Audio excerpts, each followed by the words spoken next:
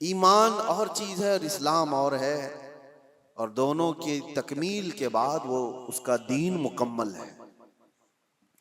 अब मैं आपको सबसे पहली चीज बताता हूं, तस्दीक, दिल की तस्दीक क्या है। अल्लाह के नबी सल्लल्लाहु तआला अलैहि वसल्लम ने फरमाया, अल्लाह एक है, इसको मान लिया, ये तस्दीक है।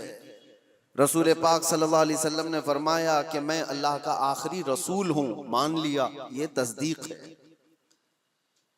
अल्लाह के नबी सल्लल्लाहु तआला अलैहि वसल्लम ने फरमाया, इतने नबी मुझसे पहले आए थे, उनके काम ये थे, उनके मोजज़ात ये थे, तुमने मान लिया, ये क्या है? दिल की तस्दीक है। इसको कहते हैं दिल से मानना। और दिल से मानने के लिए एक बात और मैं आपको बता दूं कि दिमाग की जरूरत नहीं है कि जो चीज हमारी समझ में आए वही मानना है, और जो चीज ना समझ में आए वो नहीं मानना, ऐसा नहीं। ईमान इसको नहीं कहते। यानी अगर तुम ये सोचो कि जो चीज मेरे सामने मुझे लॉजिकली नहीं लगती, मैं उसको एक्सेप्ट नहीं करता, अगर इस तरह की बात कहते हो तो तुम दिल से मानने वाले हो ही नहीं, तुम दिमाग से पढ़ने वाले हो। और ईमान कल्ब से ताल्लुक रखता है। मिसाल के तौर पर अल्लाह के नबी सल्लल्लाहु तआला अलैहि वसल्लम ने इरशाद फरमाया, रात के एक छोटे से हिस्से में मैं मस्जिद हरम से मस्जिद अक्सा गया, बैतुल मुक़द्दस गया, और उसके बाद फिर आसमानों का सफर किया, और फिर लौट करके आया। पल भर में जंजीर भी हिलती रही, बिस्तर भी रहा गर्म, ता अर्श गए, फिर आए मोहम्मद सल्लल्लाहु अलैहि वसल्लम। अब कोई इंसान ये कहे, ये लॉजिकली नहीं समझ में आता, इतने शॉर्ट टाइम में ये सफर कैसे हो सकता है, तो तुम दिमाग की यहाँ पर सोचें दौड़ा रहे हो, दिमाग के घोड़े दौड़ा रहे हो। लेकिन तस्दीक किसे कहते हैं? आओ मैं आपको बताऊं। हुजूर पाक सल्लल्लाहु अलैहि वसल्लम मेराज के सफर के बाद मक्का वालों से यही वाकया बयान कर रहे थे कि कल की शब अल्लाह ताला ने मुझे मेराज का सफर अता किया, मस्जिद हरम ले गया, मस्जिद हरम से मस्जिद अक्सा, वहां पर इमाम आइम्मा अंबिया इकराम अलैहिस्सलाम की इमामत किया। उसके बाद फिर सातों आसमानों का सफर, अर्श, कुर्सी, लौह कलम, जन्नत, दोज़ख, यहाँ तक कि रब्बे जुल जलाल का दीदार, और फिर वापस आया। ये मक्का वालों को मेरे आका बयान कर रहे थे। उस वक्त जिसको जो सवाल करना था उन्होंने सवाल किया कि अगर आप बैतुल मुक़द्दस गए थे तो बताइए वहाँ के हालात कैसे हैं, बैतुल मुक़द्दस का दरवाज़ा कैसा है, खिड़कियाँ कैसी, मेहराब कैसे। नबी पाक सल्लल्लाहु अलैहि वसल्लम सबकी चीज़ें बता रहे थे। तो एक हुआ ये सवालात करके इल्म को बढ़ाना, और एक है बगैर कुछ पूछे कहना, हाँ आप सही कह रहे हैं। दो चीज़ें हैं। लेकिन इस महफिल की खुसूसियत ये है कि अबू जहल उसको मौका मिल गया। उसने देखा कि इतनी बड़ी बात हुजूर कर रहे हैं, तो गुमराह करने के लिए एक बड़ा चांस मिला है। बाहर निकला और सबको बोलने लगा कि मोहम्मद तो अब छोटी छोटी बातों से बहुत बड़ी बातों पे आ गए। वो तो आसमानों के सफर की बात और रात के एक हिस्से में यहाँ से बैतुल मुक़द्दस के सफर की बात कर रहे हैं, और वापस मक्का में बैठे हुए हैं। तो वो गुमराह करने के लिए प्रोपेगेंडे करने लगा। इत्तेफाक ऐसा कि उस महफिल में सैयदना अबू बकर सिद्दीक नहीं थे। हुजूर सल्लल्लाहु तआला अलैहि वसल्लम जब बयान कर रहे थे, उस महफिल में हजरत अबू बकर सिद्दीक नहीं थी। हजरत अबू बकर वो कहीं से आ रहे थे, अबू जहल रास्ते में मिला, और उसके बाद पकड़ करके कहा, अबू बकर रुको, बहुत अहम काम है, इंपॉर्टेंट काम है। क्योंकि उसे पता है कि अबू बकर से ज्यादा करीब रसूलुल्लाह के कौन है। तो अबू बकर रदी अल्लाह तआला अन्हु को पकड़ कर कहता है, सुनो अबू बकर, एक मक्का में नया वाकया हो गया है। पूछा उन्होंने कि क्या हुआ है? कहा एक शख्स ऐसा है जो कहता है रात को वो सोया था और रात में वो उठ करके मस्जिद हरम गया, मस्जिद हरम से बैतुल मुक़द्दस मस्जिद अक्सा गया, और वापस वो रात यहीं आ गया। क्या ये पॉसिबल है? मुमकिन है? इतना ही कहा उसने। तो हज़रत अबू बकर ने कहा, ऐसा कैसे हो सकता है?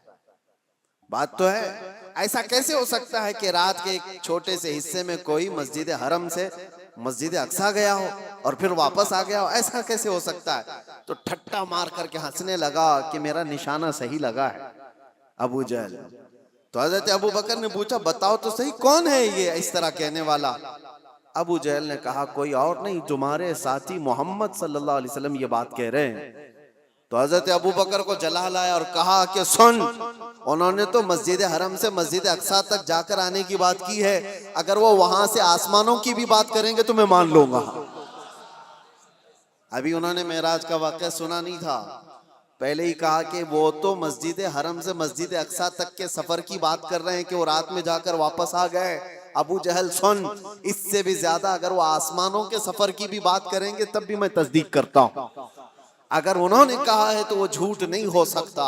ये है तस्दीक, ये है तस्दीक। और हजरत अबू बकर रदी अल्लाह ताला अन्हु उस वक्त तक अबू बकर ही थे। जैसे ही ये वाकया हुआ और महफिल रसूल में तशरीफ लाए तो नबी पाक सल्लल्लाहु ताला अलैहि वसल्लम ने आपको सिद्दीक कह करके पुकारा था। ये तस्दीक करने वाला और नबी पाक सल्लल्लाहु ताला अलैहि वसल्लम की हर बात को मिनो अन मानने वाले हजरत अबू बकर सिद्दीक, ईमान इसको कहते हैं मेरे अजीजों। ईमान एक बहुत पावरफुल अंदर की एनर्जी है जिसमें डगमग थोड़ा सा भी हो तो आदमी कश्मकश में मुब्तला हो जाता है, शक व शुबे में मुब्तला हो जाता है। ईमान एक बहुत पावरफुल चीज है, यकीन की आला चीज को कहते हैं।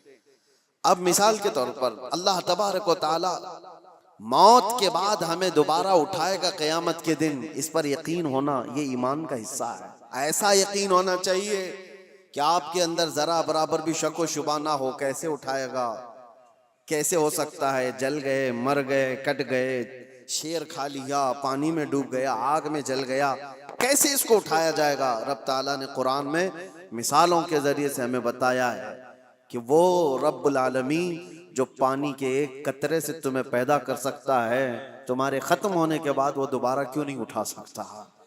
एक नुतफे से जो इंसान की शक्ल तुम्हें दे सकता है, वो तुम्हारी राख से दोबारा क्यों नहीं उठाएगा। तुम हवा में तहलील हो जाओ।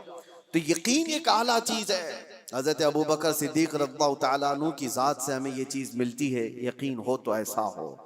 और दूसरी एक और मिसाल मैं आपको देता हूँ। बड़े बड़े लोग जहां पर कश्मकश में आ जाते हैं कि क्या करना चाहिए क्या नहीं होना चाहिए, हजरत अबू बकर सिद्दीक रज़ियल्लाहु ताला अन्हु का ईमान तो देखें। हुजूर पाक सल्लल्लाहु ताला अलैहि वसल्लम की वफात के बाद हजरत अबू बकर ने ऐसा महाज छेड़ दिया था कि एक तरफ उसामा बिन जैद जो 19 साल के जवान थे, रसूलुल्लाह सल्लल्लाहु अलैहि वसल्लम ने अपनी हयात के आखिरी दिनों में उनको लश्कर देकर भेजा था। अभी वो लश्कर मदीने से ज्यादा दूर नहीं गया था कि मेरे आका की वफात हो गई। 10,000 सहाबा का लश्कर, और वो वापस आए मदीने में हुजूर की वफात की गम की खबर सुनकर। ये बात हुजूर की वफात होते ही चंद दिनों के बाद एक फितना और फैल गया कि एक दूसरा शख्स मुसैलमा कज़्ज़ाब, उसने अपने नबी होने का दावा कर दिया। हुजूर की वफात के बाद उसने नबूवत का दावा कर दिया और उसने अपनी एक जमात बना ली। दूसरा फितना, एक असवद अंसी नाम का शख्स, उसने भी नबूवत का दावा कर दिया। एक और फितना उठा, जो लोग ज़कात देते थे उन्होंने ज़कात से इनकार कर दिया कि हम ज़कात आज से नहीं देंगे, कि वो रसूलुल्लाह की हयात में देते थे। तो ये एक साथ इतने फितने खड़े हो गए अचानक, और हजरत अबू बकर सिद्दीक ज़मा में खिलाफत को संभाले हुए। तो आपने उसामा बिन जैद से कहा, जो रसूलुल्लाह ने तुम्हें जहां भेजा है निकल जाओ लश्कर देकर, जो सहाबा। तो हजरत उमर ने कहा रोक करके कि अभी मदीने में जरूरत है, इतने फितने हैं, आप इस लश्कर को रोक लीजिए, इतने 10 सहाबा सब चले जाएंगे जंग में, क्या होगा। हजरत अबू बकर ने कहा कसम रब्बे जुल जलाल की, जिस फैसले को मेरे रसूल ने नाफिज किया, मैं अबू बकर होता कौन हूं उसको वापस लेने वाला। अल्लाह के नबी सल्लल्लाहु अलैहि वसल्लम ने इस लश्कर को रवाना किया है, मैं इसको वापस नहीं। इनको सवार किया और पूरे लश्कर को रवाना किया। फिर पूछा हजरत उमर ने, बाकी इन लोगों का क्या होगा। ये मुसैलमा कज़्ज़ाब है, असवद अंसी है, ये मुनकिरीन ज़कात हैं, इनका क्या होगा। हजरत अबू बकर ने कहा मदीने के जितने लोग हैं सब जमाओ। छोटी सी एक फौज मुसैलमा कज़्ज़ाब के खिलाफ भी, असवद अंसी के खिलाफ भी भेजा। और उसके बाद फिर ज़कात के मुनकिरीन उनके पास भी तकाजा करने के लिए। तो हजरत उमर ने कहा एक साथ इतने सारे महाजात पर कैसे आप लड़ोगे? तो हजरत अबू बकर सिद्दीक उस वक्त क्या कहते हैं सुनो। आपने कहा ए उमर, इस्लाम लाने से पहले जो तुम्हारे अंदर जलाल था वो कहाँ चला गया? जो जवानी के जौहर थे तुम्हारे वो कहाँ चले गए? ये कैसी बात कर रहे हो? अल्लाह की कसम, मदीने वालों के छितड़े उड़ जाएं तब भी मैं खामोश नहीं बैठूंगा, क्योंकि मेरे रसूल के दीन का मसला है। और सबको नाफिज किया और अल्लाह ने हर जगह फतह मुबीन अता फरमाए। जितने महाज ईमान ऐसा कवी था कि आपको अल्लाह की जात पर ऐसा भरोसा। एक और मिसाल मैं आपको बताता हूँ। बहुत ऐसा वक्त आ जाता है डिसीजन लेना बहुत मुश्किल हो जाता है जिंदगियों में, लेकिन फरमाने रसूल जहां नजर आए, ऐ मुसलमानों अपनी सारी चीजें छोड़ दो उसके सामने। मेरे आका ने फरमाया कई मसले हमारे पास आते हैं, प्रॉपर्टी के झगड़े, अभी कुछ कल ही की बात है, हम विरासत के मसले लिख करके दे रहे सामने वाले को। तो उनका जो एक्सपेक्टेशन था कि इन बहनों को नहीं मिलना चाहिए, इनको तो शादियों में दिया गया था। हमने कहा अल्लाह के नबी की शरीयत ये है, कुरान में अल्लाह ने ये फरमाया। तो उन्होंने उसको लपेट के रख दिया और कहा कोर्ट से देख लिया जाएगा।